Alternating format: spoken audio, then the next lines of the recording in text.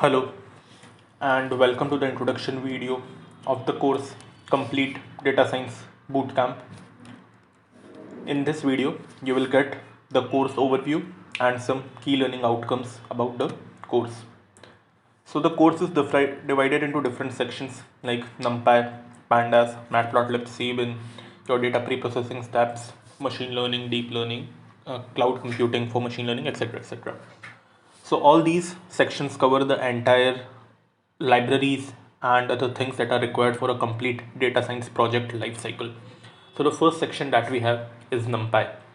NumPy is a library for Python programming language that adds the support for large and multi-dimensional NumPy arrays or matrices, along with a large collection of high-level mathematical functions to operate on these arrays. It is widely used in the field of data science and machine learning for handling and pre-processing large sets of numerical data.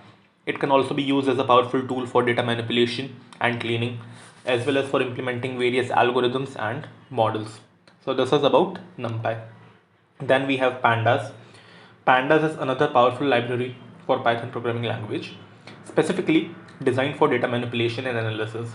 It provides easy to use data structures and data analysis tools for handling and manipulating numerical tables and also the time series data. It builds on the top of NumPy and it can be used in conjunction with other libraries such as sklearn to perform more advanced data analysis tasks. Pandas is widely used in data science and machine learning because of its ability to handle large and complex datasets and its convenient and intuitive data manipulation capabilities. It has a data frame object that is similar to a table in relational database or a data frame in R or Python, and a series object that is similar to a 1D array. So it also supports reading and writing data to different other file formats such as CSV, Excel and SQL. So this data frame object is the heart of your entire data science project lifecycle.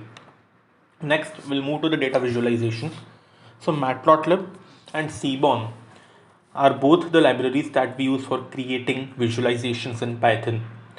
Matplotlib is the older and more widely used library, while Seaborn is built on the top of Matplotlib and provides additional functionality and a more refined API. Matplotlib is a plotting library for creating static and animated and interactive visualizations in Python. It provides an object-oriented API for embedding plots into applications using general-purpose graphical user interface tools like Kinter, WXPython, QtGT, etc. etc. It has a wide variety of plots that you can make, including line plots, scatter plots, bar plots, histogram, and many more.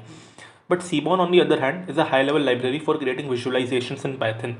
It is built on the top of Matplotlib and provides a more refined API for different styles and color palettes. It also has an additional plots like heat map, violin plots, pair plots, etc. etc. It is more integrated with Pandas data frame, which makes it more convenient to use for data exploration and visualization. You can use both of these libraries for creating wide range of visualizations, from simple plots to more complex and interactive figures. They can be used to visualize both small and large datasets and are widely used in data science and machine learning for exploring and communicating insights from the data. After this, we'll move to the section of data pre-processing. Data pre-processing is an important step in data science and machine learning that involves cleaning, transforming, and preparing the data for analysis. It is typically performed before building the models or running any kind of analysis on the data. In this section, you will learn about different pre-processing steps like how do you work with missing values in the data or feature encoding, feature scaling, etc. etc. This is about data pre-processing section. Next, we have a section on machine learning. Machine learning is a subset of AI that allows systems to learn and improve from experience without being explicitly programmed. It is a way or method of data analysis that automates analytical model building. It is a way to achieve artificial intelligence.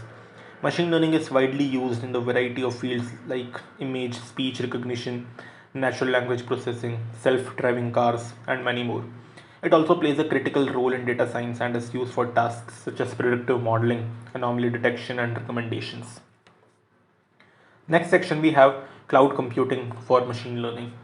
So cloud computing is becoming an increasingly popular choice for machine learning due to its scalability and flexibility.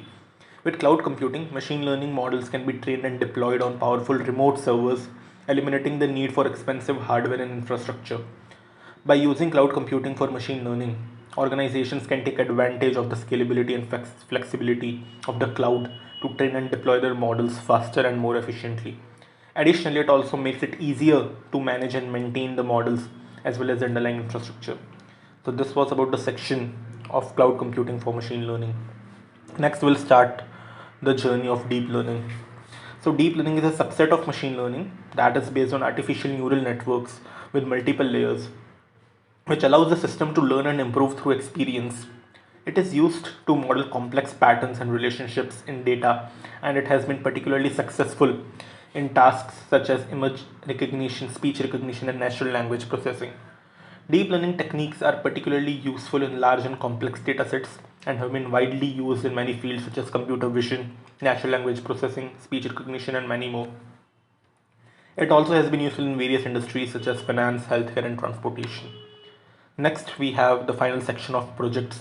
So, in this section, you will build 5 different projects like diabetes prediction, medical insurance cost prediction, gold price prediction using artificial neural network. You'll learn to work with image data using convolutional neural networks, and stock price prediction using RNN or LSTM based on the concepts that you have covered in the course. So, I hope you are clear with the course overview and some key learning outcomes. Thank you for watching the video and all the best for the course.